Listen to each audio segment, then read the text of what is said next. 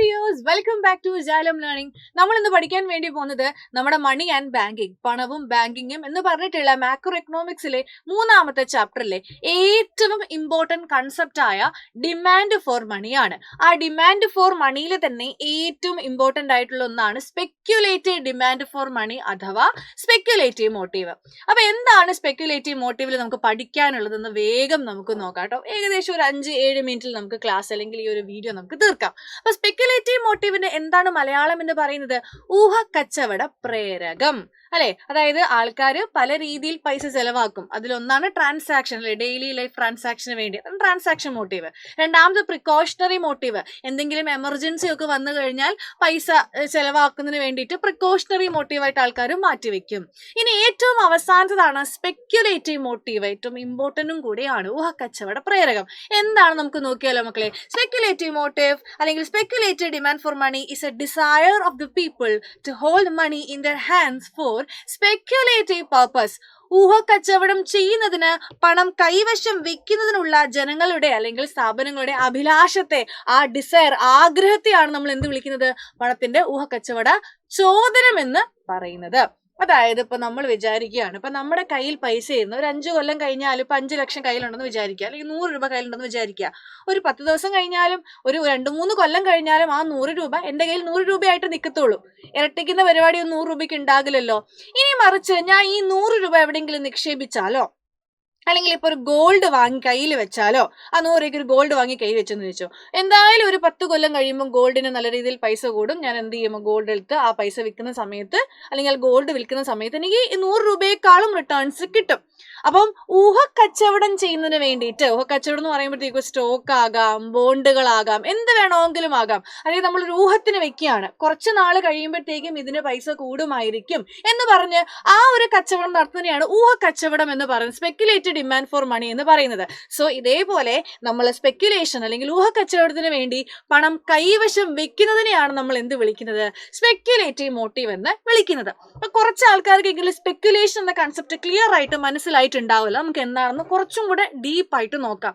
People hold A portion of their income to purchase assets when their prices are low and sell them when their prices rise in order to gain profit. This is called speculation. ചുരുക്കി പറഞ്ഞാല്, ഞാനിപ്പോ ഗോൾഡിന്റെ പൈസ ഭയങ്കരമായിട്ടും കുറയുന്ന സമയത്ത് gold purchase ചെയ്യുന്നു. Okay, എന്നിട്ട് ഗോൾഡിന്റെ വില ഏറ്റവും കൂടിയ പീക്കിൽ നിൽക്കുന്ന സമയത്ത് ഞാൻ അതുകൊണ്ട് വിൽക്കുകയാണെങ്കിൽ എനിക്ക് എന്ത് കിട്ടുമെടാ? ലാഭം കിട്ടും. എടാ, ഇതിനെയാണ് സ്പെക്യുലേഷൻ എന്ന് പറയുന്നത്. എന്താ ആൾക്കാർ ചെയ്യുന്നത്? ഒരു ആസ്തി ആവണം കേട്ടോ, ആ അസറ്റിന്റെ വില ഏറ്റവും താന്ന പൊസിഷൻ അല്ലെങ്കിൽ താന്ന ലിമിറ്റിൽ നിൽക്കുമ്പോൾ അത് പർച്ചേസ് ചെയ്യുകയും ഏറ്റവും ഉയർന്ന നിലയിലേക്ക് അത് എത്തുമ്പോൾ വിൽക്കുകയും ചെയ്യുമ്പോൾ, അത് വിൽക്കുമ്പോൾ നമുക്ക് എന്ത് കിട്ടും? Will gain profit. നമുക്ക് എന്ത് കിട്ടും? പ്രോഫിറ്റ്, ലാഭം കിട്ടും.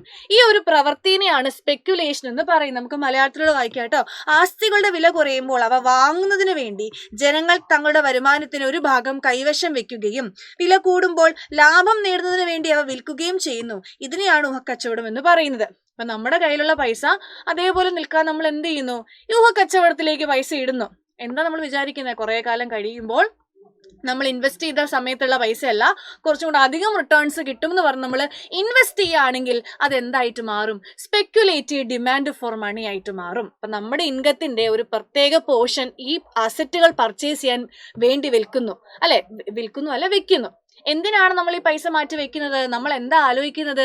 ഇപ്പം ചെറിയ പൈസയ്ക്ക് വാങ്ങിയാൽ ഒരു 5-10 കൊല്ലം കഴിഞ്ഞ് നല്ല പൈസയ്ക്ക് വിൽക്കാം എന്നുള്ളൊരു ആഗ്രഹം, ഡിസയറോടെയാണ് നമ്മൾ വെക്കുന്നതെങ്കിൽ അതിനെയാണ് സ്പെക്യുലേഷൻ അഥവാ സ്പെക്യുലേറ്റീവ് മോട്ടീവ് ഫോർ ഡിമാൻഡ് എന്ന് പറയുന്നത്. അപ്പൊ നമ്മളിവിടെ വാങ്ങിക്കുന്ന അല്ലെങ്കിൽ ഈ സ്പെക്യുലേഷനിൽ ഉപയോഗിക്കുന്ന സാധനത്തിനെയാണ് നമ്മൾ ബോണ്ടുകൾ അഥവാ ബോൺസ് എന്ന് പറയുന്നത്. അപ്പൊ എന്താ ബോൺസ് എന്ന് പറയുന്നത്? മണി അല്ലാത്ത എല്ലാ ആസ്തികളെയും നമ്മൾ വിളിക്കുന്ന പേരാണ് ബോൺസ്. മക്കളെ, എന്താ? പണമല്ലാത്ത എല്ലാ ആസ്തികൾ, അത് സ്വർണമാകാം, ഗുഡ്സ് ആകാം, ഷെയറുകളാകാം, എന്ത് വേണമെങ്കിലും ആകാം, ഭൂമിയാകാം, അതൊക്കെ എന്താണ്? ബോണ്ടുകളാണ്. പക്ഷെ എന്താവരുത്? പൈസയാവരുത്.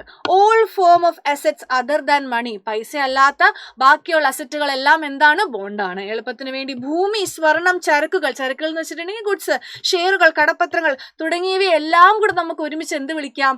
ബോണ്ടുകൾ എന്നൊരൊറ്റ ഗണത്തിൽ പെടുത്താൻ വേണ്ടി പറ്റും. So what is bond? എന്താ ബോണ്ടുകൾ? നമ്മൾ സ്പെക്കുലേഷന് വേണ്ടി ഉപയോഗിക്കുന്നതാണ് ബോണ്ടുകൾ അല്ലെ. അപ്പൊ ബോണ്ടുകൾ എന്ന് പറഞ്ഞാൽ പൈസയാണോടാ? അല്ല. പൈസയല്ലാത്ത ബാക്കി എല്ലാ ആസ്തികൾ, അസറ്റ്സ്, ഭൂമി, സ്വർണം, കടപത്രങ്ങൾ, ഷെയറുകൾ ഒക്കെ എന്താണ്? ബോണ്ടുകളാണ്. അപ്പൊ ഇവിടെ ഒരു കാര്യം കൊടുത്തിട്ടുണ്ട്, ഇത് മിക്ക കുട്ടികൾക്കും കൺഫ്യൂസിങ് ആവുന്ന ഒരു കാര്യമാണ്.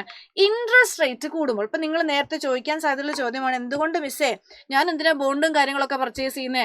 എനിക്കിത് ബാങ്കിൽ ഡെപ്പോസിറ്റ് ചെയ്താൽ പോരെ. ഇപ്പൊ ഞാൻ 100 രൂപ എന്റെ കയ്യിലുണ്ടെന്ന സമയത്ത് ചിലപ്പോൾ ബോണ്ടുകളിൽ എനിക്ക് പൈസ നിക്ഷേപിച്ചു കഴിഞ്ഞാൽ അല്ലെങ്കിൽ ബോണ്ടുകൾ വാങ്ങിക്കഴിഞ്ഞാൽ ചിലപ്പോൾ എനിക്കൊരു 10% റിട്ടേൺസ് അവിടെ കിട്ടുമായിരിക്കും. ഇൻട്രസ്റ്റ് ഒക്കെ കൂടി നല്ല പൈസ എനിക്ക് തിരിച്ചു കിട്ടുമായിരിക്കും. പക്ഷെ ഇതേ സമയം നിങ്ങൾ ആ 100 രൂപ കൊണ്ട് ഒരു ബാങ്കിലാണ് ഇടുന്നതെങ്കിൽ നിങ്ങൾക്ക് വെറും 2 അല്ലെങ്കിൽ 3% മാത്രമേ നിങ്ങൾക്ക് റിട്ടേൺസ് ലഭിക്കുള്ളൂ. അതുകൊണ്ടാണ് മിക്ക ആൾക്കാരും ഊഹക്കച്ചവടത്തിന് വേണ്ടി പൈസ മാറ്റി വെക്കുന്നത്. മനസ്സിലായോടാ? അങ്ങനെയാണെങ്കിൽ ഇൻട്രസ്റ്റ് റേറ്റ് കൂടുമ്പോൾ, പലിശ നിരക്ക് കൂടുമ്പോൾ നമ്മൾ എന്ത് ചെയ്യും? ഓക്കെ, അപ്പൊ ഇപ്പൊ നല്ല പലിശ നിരക്ക് കൂടുന്നുണ്ട്, അപ്പൊ നമ്മൾ എല്ലാവരും ബോണ്ട് വാങ്ങിക്കാൻ വേണ്ടി പോകും. അപ്പൊ ബോണ്ട് വാങ്ങിക്കാൻ വേണ്ടി പോകുമ്പോൾ ആലോചിക്കുക, ബോണ്ട് വാങ്ങിക്കാൻ വേണ്ടി പോകുമ്പോൾ സ്പെക്കുലേഷന് പിന്നെ നമ്മളടുത്ത് മണി ഉണ്ടാവുമോ? ഓൾറെഡി നമ്മൾ താക്കോല് കൊടുത്തു കഴിഞ്ഞിട്ട് താക്കോൽ പിന്നെ നമ്മുടെ കയ്യിൽ ഉണ്ടാവും ചോദിച്ചാൽ ഇല്ല. അതാണ് സെയിം സാധനം തന്നെയാണ്. ഇൻട്രസ്റ്റ് റേറ്റ് കൂടുന്ന സമയത്ത് എല്ലാവരും ബോണ്ട് വാങ്ങാനായിട്ട് ഓടുന്നു, എല്ലാവരും ബോണ്ടുകൾ വാങ്ങുന്നു. ആ സമയത്ത് നമ്മുടെ കയ്യിൽ എന്തില്ല?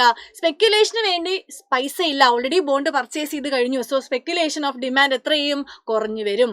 അതേപോലെ ഇൻട്രസ്റ്റ് റേറ്റ് കുറയുമ്പോൾ നമ്മൾ ആരും ബോണ്ട് പർച്ചേസ് ചെയ്യാൻ വേണ്ടി പോവില്ല. അപ്പൊ നമ്മുടെ കയ്യിൽ എന്തുണ്ട്? ബോണ്ട് പർച്ചേസ് ചെയ്തില്ല എന്നുണ്ടെങ്കിൽ സ്പെക്കുലേഷന് വേണ്ടി നമ്മുടെ കയ്യിൽ പൈസ ഉണ്ട്. കത്തിയോ? എന്താണ്?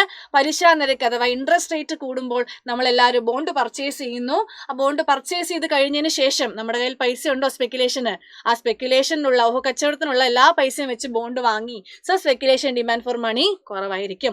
ഇനി ഇൻട്രസ്റ്റ് റേറ്റ് നല്ല രീതിയിൽ കുറയുമ്പോൾ ആൾക്കാർ ആരും ബോണ്ട് വാങ്ങുന്നില്ല. അപ്പൊ നമ്മുടെ കയ്യിൽ എന്തുണ്ട്? സ്പെക്കുലേഷന് വേണ്ടി മണി ഉണ്ട്. അപ്പൊ സ്പെക്കുലേഷൻ ഡിമാൻഡ് ഫോർ മണി കൂടുതലായിരിക്കും. അതാണ് മിസ് ഉദ്ദേശിച്ചത്. ഇത് വളരെ ഇൻട്രസ്റ്റിംഗ് ഉള്ള ഒരു കാര്യമാണ്. അതായത് താക്കോല് കൊടുത്തു കഴിഞ്ഞാൽ പിന്നെ കയ്യിൽ താക്കോലുണ്ടോ? സ്പെക്കുലേഷൻ ഉപയോഗിച്ചു കഴിഞ്ഞാൽ പിന്നെ മണി ഉണ്ടോ? ഇല്ല. അത് മാത്രം ആലോചിച്ചാൽ മതി. അങ്ങനെയാണെങ്കിൽ ഇവിടെ നിങ്ങൾക്ക് സ്പെക്കുലേറ്റഡ് ഡിമാൻഡ് ഫോർ മണിക്ക് ഒരു ഇക്വേഷൻ ഉണ്ട്. R max minus R whole divided by R minus R minimum.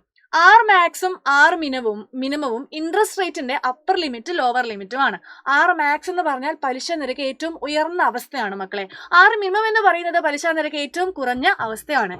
MDS എന്ന് പറഞ്ഞാൽ സ്പെക്കുലേറ്റഡ് ഡിമാൻഡ് ഫോർ മണി, പണത്തിന്റെ ഊഹക്കച്ചവട ചോദനം. ആർ എന്ന് പറഞ്ഞാൽ അറിയാലോ, കമ്പോള പലിശ നിരക്ക് അല്ലെങ്കിൽ മാർക്കറ്റ് റേറ്റ് ഓഫ് ഇൻട്രസ്റ്റ് ആണ്. അപ്പം ഇത് നിങ്ങൾ എസ് എഴുതുന്ന സമയത്ത്, ഈ ക്വസ്റ്റ്യൻ ചോദിക്കുന്ന സമയത്ത് ഇതൊക്കെ ഒന്ന് എഴുതി ബോക്സിലാക്കി വെക്കുകയാണെങ്കിൽ ആ ക്വസ്റ്റ്യൻ പേപ്പറൊക്കെ കാണാൻ ആൻസർ പേപ്പർ കാണാൻ നല്ല ഭംഗിയായിരിക്കും. എഴുതി വെക്കുക. ഓക്കെ ആണോടാ? അങ്ങനെയാണെങ്കിൽ സ്പെക്കുലേറ്റഡ് ഡിമാൻഡ് ഫോർ മണിയിൽ ഏറ്റവും ഇമ്പോർട്ടന്റ് ആയിട്ടുള്ള ഒരാളാണ് ലിക്വിഡിറ്റി ട്രാപ്പ് അഥവാ ദ്രവത്വക്കെണി എന്ന് മലയാളത്തിൽ നമ്മൾ പറയും. എന്താണ് ദ്രവത്വക്കെണി? നോക്കിക്കേ മക്കളെ. When the interest rate goes on decreasing and reaches the minimum, speculated demand for money is infinite. This situation is called liquidity trap. എന്താണ്? ഇൻട്രസ്റ്റ് റേറ്റ്, പലിശ നിരക്ക് ഏറ്റവും കുറഞ്ഞ് ഏറ്റവും താഴ്ന്ന നിലയിലേക്ക് ആകുന്ന സമയത്ത്, ഏറ്റവും മിനിമം ആകുന്ന സമയത്ത് സ്പെക്കുലേറ്റഡ് ഡിമാൻഡ് ഫോർ മണി ഇൻഫിനിറ്റ് ആകുന്ന സിറ്റുവേഷനെയാണ് നമ്മൾ എന്ത് വിളിക്കുന്നത്? ലിക്വിഡിറ്റി ട്രാപ്പ് എന്ന് വിളിക്കുന്നത്. മനസ്സിലായോ? When the interest rate goes on decreasing and reaches the minimum, speculated demand for money is infinite. അതായത് ആർ മിനിമം ആകുമ്പോൾ സ്പെക്കുലേറ്റഡ് ഡിമാൻഡ് ഫോർ മണി എന്ന് പറയുന്നത് ഇൻഫിനിറ്റ് ആകുന്നു. ഈ സിറ്റുവേഷനെ നമ്മൾ വിളിക്കുന്ന പേരാണ് ലിക്വിഡിറ്റി ട്രാപ്പ് അഥവാ ദ്രവത്വക്കെണി. നോക്കിക്കേ, പലിശ നിരക്ക് ഏറ്റവും താഴ്ന്ന വിധാനത്തിലാകുമ്പോൾ പണത്തിന്റെ ഊഹക്കച്ചവടം ചോദനം പരിപൂർണ ഇലാസ്തികയിലാകുന്ന സാഹചര്യത്തെയാണ് ലിക്വിഡിറ്റി ട്രാപ്പ് എന്ന് വിളിക്കുന്നത്. പെർഫെക്റ്റ് ഇലാസ്റ്റിക് ആകുന്ന സിറ്റുവേഷൻ ആണ്. എന്താണ് മക്കളെ? പരിപൂർണ ഇലാസ്തികത, പെർഫെക്റ്റ് ഇലാസ്റ്റിക് ആകുന്ന സിറ്റുവേഷൻ ആണ്. നമ്മൾ വേറൊരു വാക്ക് ഇൻഫിനിറ്റ്, രണ്ടും ഒന്നാണ്. അപ്പൊ ആർ മിനിമം ആകുമ്പോൾ speculated demand for money perfectly elastic ആകും അല്ലെങ്കിൽ ഇൻഫിനിറ്റ് ആകും. എന്താ മക്കളെ? പലിശ നിരക്ക് ഏറ്റവും താഴ്ന്ന നിലയിലേക്ക് എത്തുമ്പോൾ സ്പെക്കുലേറ്റഡ് ഡിമാൻഡ് ഫോർ മണി ഇൻഫിനിറ്റ് ആകും അല്ലെങ്കിൽ പെർഫെക്റ്റ്ലി ഇലാസ്റ്റിക് ആകുമെന്ന് പഠിച്ചു വെക്കുക. അതിന്റെ ഡയഗ്രാം വരയ്ക്കാൻ നിങ്ങൾ പഠിച്ചിരിക്കണം. പലിശ നിരക്ക് വരുന്നത് Y ആക്സിസിലാണ്, നമ്മുടെ സ്പെക്കുലേറ്റഡ് ഡിമാൻഡ് വരുന്നത് X ആക്സിസിലാണ്. ഓക്കെ, ഇതാണ് ലിക്വിഡിറ്റി ട്രാപ്പ്. കണ്ടോ, ആർ മിനിമം ആകുന്ന സമയത്ത് കണ്ടോ, ഇതാണ് ദ്രവത്വക്കെണി. സ്പെക്കുലേറ്റഡ് ഡിമാൻഡ് ഫോർ മണി എന്താകുന്നു? ഇൻഫിനിറ്റ് ആകുന്നു. കണ്ടോ, ഇൻഫിനിറ്റ് ആയിട്ട് മാറുന്നു. അപ്പം ഈ ഒരു ഡയഗ്രാം വരയ്ക്കാൻ നിങ്ങൾ അറിഞ്ഞിരിക്കണം. വരയ്ക്കുമ്പോൾ ആർ മാക്സ്, ആർ മിനിമം, പലിശ നിരക്ക്, ദ്രവത്വക്കെണി, MDS എവിടെയൊക്കെയാണ് നിങ്ങൾ മാർക്ക് ചെയ്യേണ്ടതെന്ന് കൃത്യമായിട്ട് അറിഞ്ഞിരിക്കണം. കണ്ടോ, പലിശ നിരക്ക് ഇവിടെ വരുന്നത്, ഇവിടെ കൊണ്ട് എഴുതി വെക്കരുത്, തെറ്റാണ്. അതേപോലെ ലിക്വിഡിറ്റി ട്രാപ്പ് ഇവിടെയാണ്, ഇതെന്ന് പറഞ്ഞ് മാർക്ക് ചെയ്ത് വെക്കരുത്. ആർ മാക്സ് ഏറ്റവും മുകളിലും ആർ മിനിമം താഴെയുമാണ്. അപ്പൊ ഇത് കൃത്യമായിട്ട് പഠിച്ച് വെക്കുക. അപ്പൊ ഇത്രയും കാര്യങ്ങളാണ് സ്പെക്കുലേറ്റഡ് ഡിമാൻഡ് ഫോർ മണിയിൽ നമുക്ക് പഠിക്കാനുള്ളത്. എല്ലാ മക്കൾക്കും മനസ്സിലായെന്ന് വിചാരിക്കുന്നു. ഇനി നിങ്ങൾക്ക് ഏറ്റവും ടഫ് ആയിട്ടുള്ള പോർഷൻസ് ഉണ്ടെങ്കിൽ, സെപ്പറേറ്റ് വീഡിയോസ് ആവശ്യമുണ്ടെങ്കിൽ താഴെ കമന്റ് ചെയ്താൽ മതി. അപ്പൊ നമുക്ക് അടുത്ത ക്ലാസ്സിൽ കാണാം. ബൈ.